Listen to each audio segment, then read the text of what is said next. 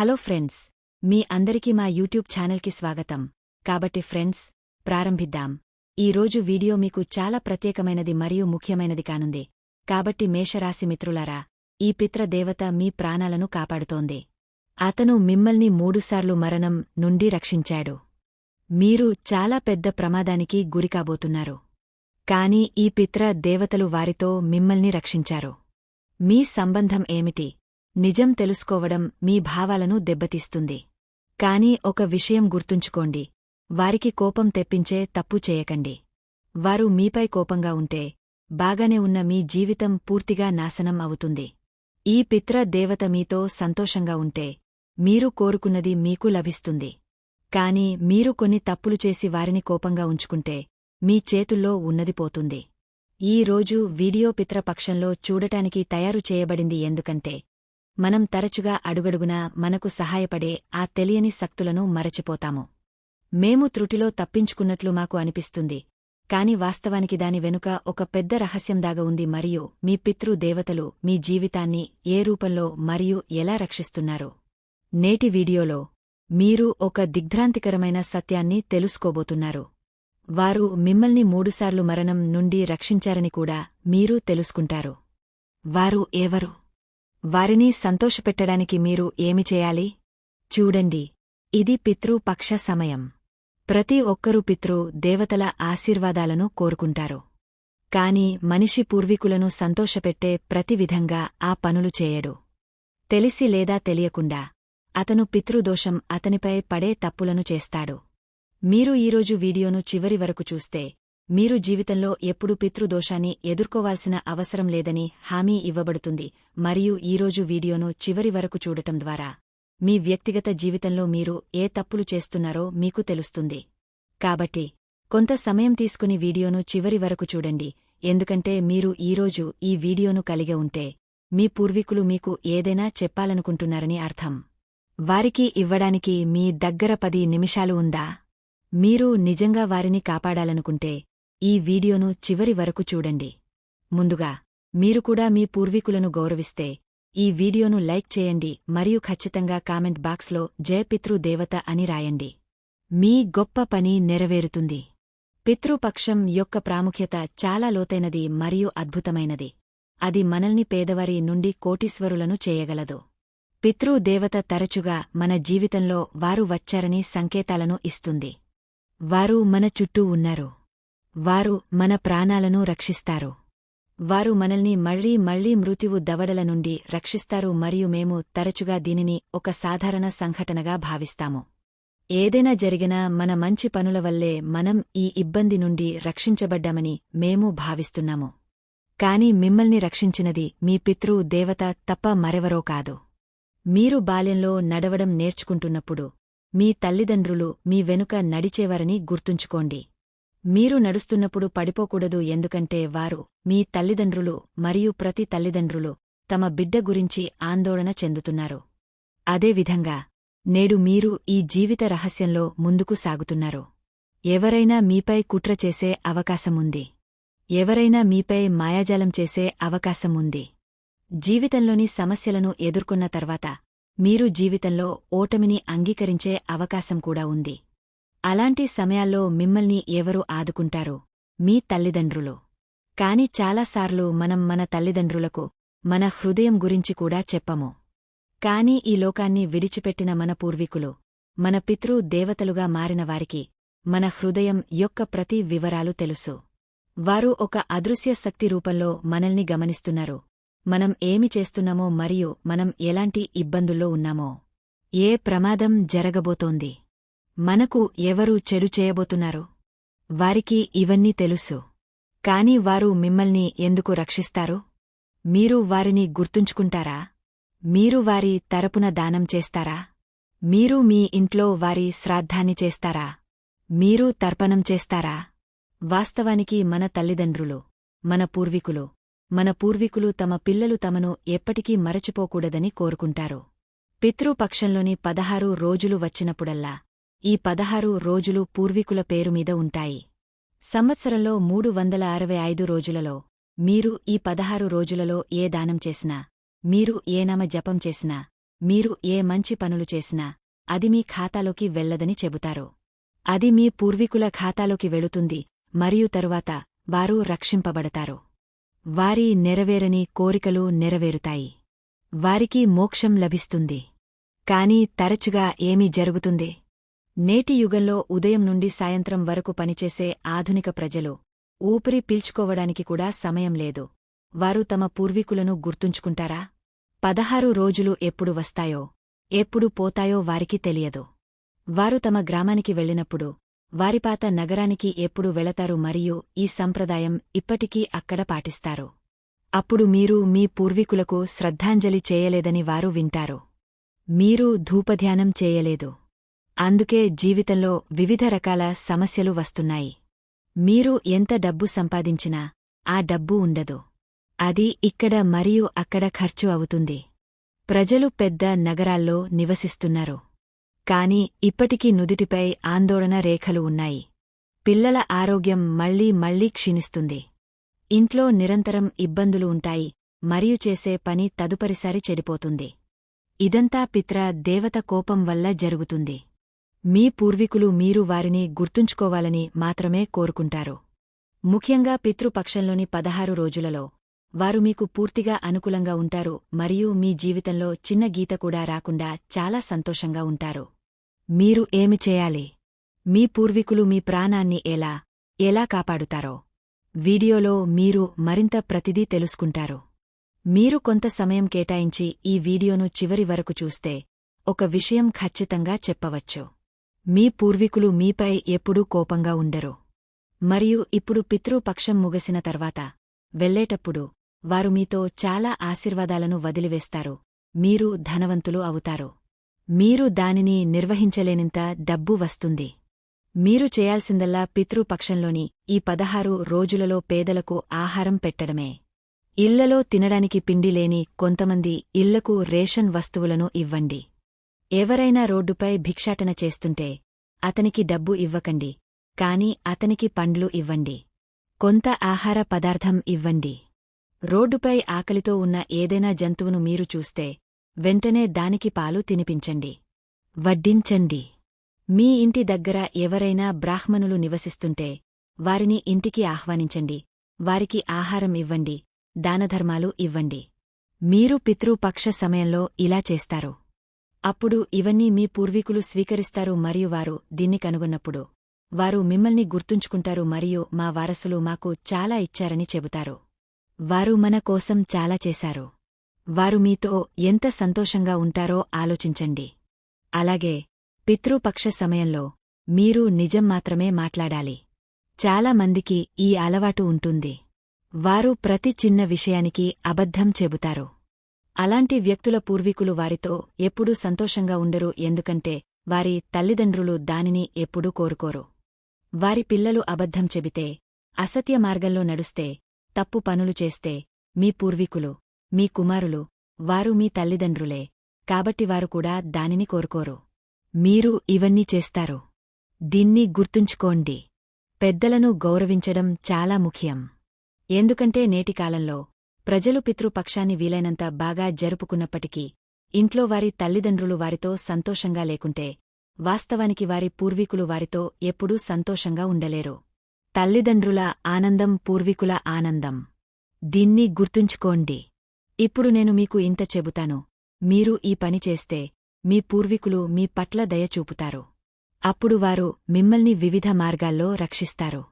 గురూజీ ఇప్పుడు పూర్వీకులు మీ జీవితాన్ని ఎలా రక్షిస్తున్నారో ఒక్కొక్కటిగా మీకు చెప్పబోతున్నారు. మీరు వారిని గుర్తుంచుకుంటే, మీరు వారి తరపున దానం చేస్తే, వారు మీతో చాలా సంతోషంగా ఉంటారు. వారు మీ చుట్టూ ఒక అదృశ్య కవచాన్ని సృష్టిస్తారు. వారికి లెక్కలేనన్ని శక్తులు ఉన్నాయి. వాటికి చాలా శక్తి ఉంది. అవి మిమ్మల్ని ఒక్క క్షణంలో ధనవంతులుగా చేయగలవు. కాని మనిషి ఈ రహస్యాన్ని తెలుసుకోలేడు. మీ పితృదేవత, పూర్వీకుడు మీ పట్ల సంతోషిస్తే అతను మీ చుట్టూ ఒక రక్షణ వలయాన్ని సృష్టిస్తాడు. మరియు ఈ రక్షణ వలయం చాలా బలంగా ఉంటుంది. ఏ ప్రతికూల శక్తి కూడా మీ దగ్గరికి రాదు, లేదా ఏ మాయాజాలం కూడా మిమ్మల్ని ప్రభావితం చేయదు. చాలాసార్లు మనం కొంతమంది గురించి వింటాము. వారి చెడు కన్ను చాలా చెడ్డది. కొంతమందికి చాలా చెడ్డ నాలుక ఉంటుంది. వారు ఏమి చెప్పినా అది నిజమవుతుంది. ఈ వ్యక్తి నా గురించి చెడుగా చెబితే నాకు ఏమి జరుగుతుందో అని మనం చాలాసార్లు భయపడుతాము. ఈ వ్యక్తి నాపై చెడు కన్ను వేస్తే నాకు ఏమి జరుగుతుంది? కాని పితృదేవత యొక్క రక్షణ వలయం మన చుట్టూ ఏర్పడిన తర్వాత మనిషి జీవితంలో నిర్భయంగా మారుతాడు. అతని తలపై తన పూర్వీకుల చేయి ఉన్నందున మరియు ఈ చిన్న ప్రతికూల శక్తులు విచ్ఛిన్నం చేయలేని రక్షణ కవచం చుట్టూ ఉన్నందున ఏ ప్రతికూల శక్తి అతనికి హాని కలిగించదు. అలాంటి వ్యక్తి ఎల్లప్పుడూ సంతోషంగా ఉంటాడు మరియు అతను ఎంత పురోగతి సాధించినా సరే అది ఎప్పుడూ కింద పడదు, ఎందుకంటే అది ఎటువంటి దుష్ట దృష్టిని ప్రభావితం చేయదు. కొన్నిసార్లు మనం మన కారును రోడ్డుపై నడుపుతున్నామని మీకు అనిపించి ఉంటుంది. అకస్మాత్తుగా మరొక కారు ఎదురుగా వచ్చి ప్రమాదం జరగబోతోంది మరియు అకస్మాత్తుగా ఏదో జరిగా మనం రక్షించబడ్డాము. ఆ సమయంలో మనమాగా ఈ రోజు మనం త్రుటిలో తప్పించుకున్నామని నిట్టూర్పు విడుస్తాము. కాని ఆ సమయంలో మీరే రక్షించబడలేదు. వాస్తవానికి మీరు రక్షించబడ్డారు. మిమ్మల్ని ఎవరు రక్షించారు? మీ పూర్వీకులు మీతో సంతోషంగా ఉన్నారు కాబట్టి. వారు ప్రతి పరిస్థితిలోనూ మిమ్మల్ని సురక్షితంగా ఉంచాలని కోరుకుంటారు, ఎందుకంటే మీరు అక్కడ ఉంటేనే వారు రక్షించబడతారు. మీరు అక్కడ ఉంటేనే మీరు దాతృత్వం చేస్తారు. మీరు అక్కడ ఉంటేనే మీరు వారిని గుర్తుంచుకుంటారు. అప్పుడు మీ పూర్వీకులు మొదట మిమ్మల్ని రక్షిస్తారు. మీరు ఈ విషయాన్ని గుర్తుంచుకోవాలి, ఎందుకంటే మీ తరాలు చాలా గడిచిపోయినా మరియు మీ పూర్వీకుల కోసం ఏదైనా చేసిన ఒక్క మంచి వ్యక్తి కూడా రాకపోతే మరియు మీరు ఏదైనా చిన్న పని చేస్తే మీ పూర్వీకులు మాత్రమే మీ పట్ల దయచూపుతారు. గోశాలకు వెళ్లి తల్లి ఆవుకు పచ్చి మేత తినిపించడం, ప్రతిరోజూ ధూప ధ్యానం చేయడం, పేదలకు సేవ చేయడం, జంతువులు మరియు పక్షులకు సేవ చేయడం వంటివి. అప్పుడు మీరు అన్ని రకాల ప్రమాదాల నుండి రక్షించబడతారు. చాలాసార్లు కొంతమంది అనారోగ్యానికి గురవుతున్నట్లు మనం చూస్తాము. వారికి వివిధ రకాల వ్యాధులు వస్తాయి. కొన్నిసార్లు అది కడుపులో, కొన్నిసార్లు తలలో, కొన్నిసార్లు కాళ్లలో జరుగుతుంది. ఆ వ్యక్తి చాలా నిస్సహాయంగా దేవుడిని ప్రార్థిస్తాడు. అతను చనిపోతాడు. కాని అకస్మాత్తుగా అతను తనను నయం చేసే వైద్యుడిని కనుగొంటాడు. అకస్మాత్తుగా అతనికి సరైన సలహా లభిస్తుంది మరియు ఆ వ్యక్తి మళ్లీ బలాన్ని పొందుతాడు. అప్పుడు ఆ రోగ మళ్లీ కోలుకుంటాడు. అప్పుడు ఈ అద్భుతం ఎవరు చేస్తారో? ఈ అద్భుతం చేసేవారు కూడా మన పితృదేవతలు. వ్యాధి నుండి బయటపడే వ్యక్తులు అలాంటివారు. తీవ్రమైన వ్యాధి కూడా వారికి హాని కలిగించదు. అలాంటి వారికి వారి పూర్వీకుల ప్రత్యేక ఆశీర్వాదాలు ఉన్నాయి. మీరు దీన్ని ప్రత్యేకంగా గుర్తుంచుకోవాలి. కొన్నిసార్లు పెద్ద సంక్షోభాలు నివారించబడతాయి. మీ పనిలో కొంత చెడిపోబోతుందని అనుకుందాం. ఆ పని చెడిపోయి ఉంటే మీరు వేల లేదా లక్షల నష్టాన్ని చవిచూసేవారు. మీకు కూడా ఇది తెలుసు. కాని మీరు ఏమి చేస్తారు? నా దేవుడిపై నాకు నమ్మకముందని మీరు అంటున్నారు. మీ దేవుడు ఎవరు? మీ దేవుడు మీ పితృదేవత. మీ దేవుడు మీ భోలేనాథ్, మీ శ్రీమన్నారాయణుడు. మీ జీవితంలో ఇంత పెద్ద ప్రమాదం తలెత్తకముందే మీ సందిగ్ధత తొలగపోతుంది మరియు మీ పితృదేవత సంక్షోభాన్ని తొలగిస్తుంది. మీ పితృదేవత ఈ అన్ని విధాలుగా మిమ్మల్ని రక్షిస్తుంది. వారు మిమ్మల్ని ఎల్లప్పుడూ రక్షిస్తున్నారు. వారు ఎల్లప్పుడూ మీ పురోగతికి మార్గం తెరుస్తున్నారు మరియు మీరు గొప్ప వ్యక్తి కావాలని వారు కోరుకుంటారు. ఎందుకంటే తల్లిదండ్రులు తమ బిడ్డ అభివృద్ధి చెందుతున్నప్పుడు చాలా సంతోషంగా ఉంటారు.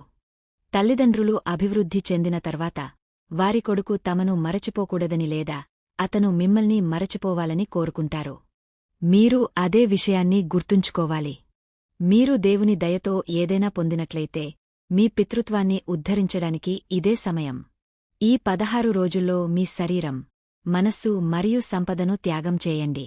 కాని ఈ 16 రోజులను వృధా చేయకండి, ఎందుకంటే అవి వెళ్ళిపోతే అవి వచ్చే ఏడాది తిరిగి వస్తాయి. ఈ సంవత్సరం మీకు పితృదేవుని ఆశీర్వాదం లభిస్తే మీ చుట్టూ ఒక రక్షణ వలయం ఏర్పడుతుంది. మీకు పుష్కలంగా డబ్బు మరియు చాలా భద్రత లభిస్తుంది. తద్వారా మీ జీవితం అద్భుతంగా మారుతుంది. పూర్వీకులు ఎందుకు కోపంగా ఉంటారు అనే ప్రశ్న తలెత్తుతుంది. కొన్నిసార్లు జ్యోతిష్కుడు మీకు పితృదోషం ఉందని చెప్పినప్పుడు ఆ వ్యక్తి భయపడటం మనం చూస్తాము. కాబట్టి ఒక వ్యక్తి చేసే తప్పులు ఏమిటి? అతని పూర్వీకులు అతనిపై కోపంగా ఉంటారు. మొదటి తప్పు ఏమిటంటే అతని మూలాలను మర్చిపోవడం. ఆ వ్యక్తి ఎక్కడి నుండి వచ్చాడు.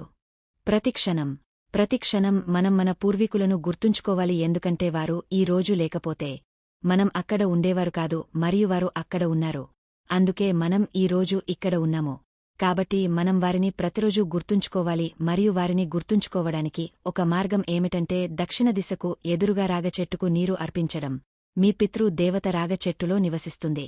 మీ ఇంటి చుట్టూ రాగచెట్టు ఉన్న చోట దక్షిణం వైపు తిరిగి రాగకుండ నుండి నీరు అర్పించండి. ఇంత పనిచేసి చూడండి, మీ పని పూర్తి కావడం ప్రారంభమవుతుంది. కాని ఒక వ్యక్తి ఈరోజు ఆలయానికి వెళ్లడానికి సమయం కేటాయించలేకపోతే అతను అంత పెద్ద పనులు ఎలా చేస్తాడు? దీనితోపాటు మీరు ఏ పని చేసినా మీరు దానిని చాలా భక్తితో మరియు ఓపికతో చేయాలి. ఉదాహరణకు, ఒక తేదీ వచ్చి ఆ రోజున మీ పూర్వీకులలో ఒకరి శ్రాద్ధం ఉందని అనుకుందాం. ఇప్పుడు ఆ సమయంలో మీరు ఆఫీస్కు వెళ్లి దుకాణం కూడా తెరవాలి. కాబట్టి మీరు ప్రతిదీ హడావిడిగా చేస్తారు. నువ్వు ధూప్ ధ్యానం చేస్తున్నప్పుడు కూడా నీ మనసులో నేను దుకాణం తెరవాలి అనే ఆలోచన తిరుగుతూ ఉంటుంది. కస్టమర్లు వస్తారు, నా బాస్ వెళ్తాడు. అలా జరిగితే అలాంటి పరిస్థితిలో నీ పూర్వీకులు అరుస్తారు, ఓహ్, నాకు నష్టం జరుగుతుంది. అందుకే వాళ్ళు నీమీద కోపంగా ఉంటారు. ఎందుకంటే వాస్తవానికి నువ్వు వాళ్లకోసం కొంచెం సమయం కేటాయించాలి మరియు సంవత్సరంలో కేవలం 16 రోజులు మాత్రమే కేటాయించాలి మరియు నువ్వు కూడా అలా చేయలేకపోతే నీ పెద్దలు నీ పట్ల ఎలా సంతోషంగా ఉంటారు? కొన్నిసార్లు కొంతమంది ఇక్కడ మరియు అక్కడ ఇతరుల గురించి చెడుగా మాట్లాడుతూనే ఉంటారు. వారు మోసం చేస్తూనే ఉంటారు. వాళ్ళు తల్లిదండ్రులను అగౌరవపరుస్తారు. కారణం లేకుండానే సంబంధాలను తెంచుకుంటారు. ఇవన్నీ పూర్వీకులకు కోపం తెప్పిస్తాయి. నీ పూర్వీకులు కూడా నీమీద కోపంగా ఉంటే నీ ఇంట్లో ఎటువంటి కారణం లేకుండా వ్యాధులు రావడం ప్రారంభిస్తాయని గుర్తుంచుకోండి. ఒకరు ఆరోగ్యంగా ఉంటే మరొకరు అనారోగ్యంగా మారతారు, మరొకరు బయటకు వెళ్ళిపోతారు. మూడవ వ్యక్తి ఆ వ్యాధి కారణంగా అనారోగ్యానికి గురవుతాడు. నీ ఎక్కువ సమయం ఆస్పత్రిలోనే గడుపుతున్నట్లు నువ్వు చూస్తావు. డబ్బు కూడా ఆస్పత్రికి వెళుతోంది మరియు ఇంట్లో ఉన్నవారు కూడా నొప్పితో బాధపడుతున్నారు, జ్వరంతో బాధపడుతున్నారు, ఎవరైనా జలుబు, దగ్గుతో బాధపడుతున్నారు. మరి ఇలా మడ్రీ ఎందుకు జరుగుతోంది? ఎందుకంటే మీ పూర్వీకులు మీపై కోపంగా ఉన్నారు. దీన్ని గుర్తుంచుకోండి. డబ్బు లేకపోవడం కూడా కనిపిస్తుంది. పూర్వీకులు కోపంగా ఉన్నప్పుడు ఒక వ్యక్తి జీవితంలో డబ్బు రావడం ఆగపోతుంది. అది రావడం ఆగపోతుంది. అతను చాలా ప్రయత్నిస్తాడు కాని డబ్బు రాదు. అతను కూడా డబ్బుకు అర్హులు అవుతాడు కాని మరొకరు ఆ అవకాశాన్ని తీసుకుంటారు. అంటే మీరు ప్రయోజనం పొందబోతున్నారని అర్థం. మీ ప్రయోజనం వేరొకరి ఖాతాకు ఇవ్వబడుతుంది. పూర్వీకులు కోపంగా ఉన్నప్పుడు కూడా ఇది జరుగుతుంది. దీనితో పాటు బంధువులు మీ నుండి దూరం కావడం ప్రారంభిస్తారు. భార్యాభర్తల మధ్య ఉద్రిక్తత ఉంటుంది. పిల్లలు మరియు కుటుంబం మధ్య ఉద్రిక్తత ఉంటుంది. ఎవరూ మిమ్మల్ని గౌరవించరు మరియు వారి సంబంధంలో చికాకు ఉంటుంది. ఇది మడ్రీ జరుగుతుంది. దీన్ని గుర్తుంచుకోండి. పని పూర్తి కాకముందే చెడిపోతుంది. విజయం చేతిలోంచి జారిపోతుంది. మీ కృషి వృధా అవుతుంది మరియు మీరు చాలా ప్రయత్నిస్తారు. కాని మీకు విజయం లభించదు. పూర్వీకులు మనపై కోపంగా ఉన్నారని మనం కనుగొనగల మార్గాలు ఇవే. కాని పూర్వీకులను సంతోషపెట్టడానికి మార్గాలు ఉన్నాయి. ఇప్పుడు మీరు గురూజీ దయచేసి మాకు త్వరగా చెప్పండి అని అంటారు. పరిష్కారం ఏమిటి? కాబట్టి అతను చాలా అద్భుతమైన పరిష్కారాన్ని కనుగొన్నాడు. గురూజీ తన విజయాల ఆధారంగా ఈ పరిష్కారాలను చెప్పాడు. అతని మాట చాలా జాగ్రత్తగా వినండి. ఈ పరిష్కారాలు మీరు ముందుకు సాగడానికి సహాయపడతాయి. ఈ పరిష్కారాలు మీకు అన్నీ అందిస్తాయి. మీరు ఈ పరిష్కారాలను అనుసరిస్తే మీ తండ్రి జీవితంలో మీరు కలలో కూడా ఊహించని పురోగతిని మీకు అందిస్తారు. మీరు రాగపాత్రలో నువ్వులు వేసి సూర్యభగవానుడికి నీరు అర్పించాలి. సూర్యభగవానుడికి నీరు అర్పించేటప్పుడు మీ పూర్వీకులను గుర్తుంచుకోండి. వారిని గుర్తుంచుకోండి. ప్రతి 16 రోజులకు ఇలా చేయండి. పితృపక్ష సమయంలో ఆవు తల్లికి పూర్వీకుల అతిపెద్ద వాటా ఇవ్వబడుతుంది. పితృపక్ష సమయంలో ఆవు తల్లికి గడ్డి మరియు రొట్టెలు తినిపించే వ్యక్తికి దురదృష్టం యొక్క తలుపులు పూర్తిగా మూసుకుపోతాయి మరియు అదృష్టం యొక్క తలుపులు తెరుచుకుంటాయి. మీరు వీలైనంత వరకు ఆవు తల్లికి సేవ చేయాలి. మీకు ప్రయోజనాలు మాత్రమే లభిస్తాయి. దీనితోపాటు ఇంటి పైకప్పుపైకి వచ్చే పక్షులు, కాకులు మరియు పిచ్చుకల కోసం మీరు ధాన్యాలు తీసుకోవాలి. ఇది కూడా పూర్వీకుల ఆత్మలకు శాంతిని ఇవ్వడానికి గొప్ప మరియు ప్రత్యేకమైన మార్గం. మీ ఇంటి చుట్టుపక్కల ఉన్న పేదవారికి భోజనం పెట్టండి, బట్టలు ఇవ్వండి. వీలైనంత వరకు ఈ 16 రోజులను విస్మరించవద్దు. సేవ చేస్తూ ఉండండి. ఇది మన పితృస్వామ్యులు, మన పూర్వీకులు అని మనకు చెబుతుంది. వారు మనల్ని రక్షిస్తారు మరియు శిక్షిస్తారు కూడా. వారు సంతోషంగా ఉంటే జీవితంలో ఆనందం, శాంతి మరియు శ్రేయస్సు ఉంటుంది మరియు వారు కోపంగా ఉంటే జీవితంలో అడ్డంకులు మరియు దుంహకం మరియు బాధల పర్వతాలు మాత్రమే ఉంటాయి. కాబట్టి మన మూలాలను గౌరవించడం చాలా ముఖ్యం మరియు మన పితృ దేవతలు మన మూలాలు. వాటికి నీరు పెట్టడం ద్వారా మాత్రమే జీవితం పచ్చగా ఉంటుంది. మరియు మనం మూలాలను మరచిపోతే, అంటే ఒక చెట్టు ఉంటే దాని వేర్లు మంచివి అయితే ఆ చెట్టుపై ఆకులు మాత్రమే ఉంటాయి. ఆ చెట్టు పచ్చగా ఉంటుంది. వేర్లు నరికితే చెట్టు యొక్క అన్ని ఆకులు వాడిపోతాయి. మీ జీవితం అలాగే ఉంటుంది. మీ పితృ దేవతలు మీతో సంతోషంగా ఉంటారు. వేర్లు బాగుంటే మీ జీవితం సంతోషంగా ఉంటుంది. కాని మీరు మూలాలను నాశనం చేశారు. వారిని గుర్తుంచుకోండి. మీరు మరచిపోతే జీవితంలో కష్టాలు రావడం ప్రారంభిస్తాయి. అది పితృపక్షమైనా లేదా మరేదైనా దానమైనా మీరు మీ పూర్వీకులను గుర్తుంచుకోవాలి. నేను వారి ఆశీర్వాదం తీసుకోవాలి మరియు జీవితంలో అతిపెద్ద కర్తవ్యం ఏమిటంటే ఒకరిని రక్షించడానికి, ఒక ఆత్మకు శాంతిని ఇవ్వడానికి, మోక్షాన్ని ఇవ్వడానికి నాకు ఒక అవకాశం లభించిందని అర్థం చేసుకోవడం మరియు నేను ఈ అవకాశాన్ని వదులుకోను. ఛానల్కు సభ్యత్వాన్ని పొందడం మరియు బెల్ చిహ్నాన్ని నొక్కడం మర్చిపోవద్దు. ప్రస్తుతానికి వీక్షకులందరికీ చాలా ధన్యవాదాలు.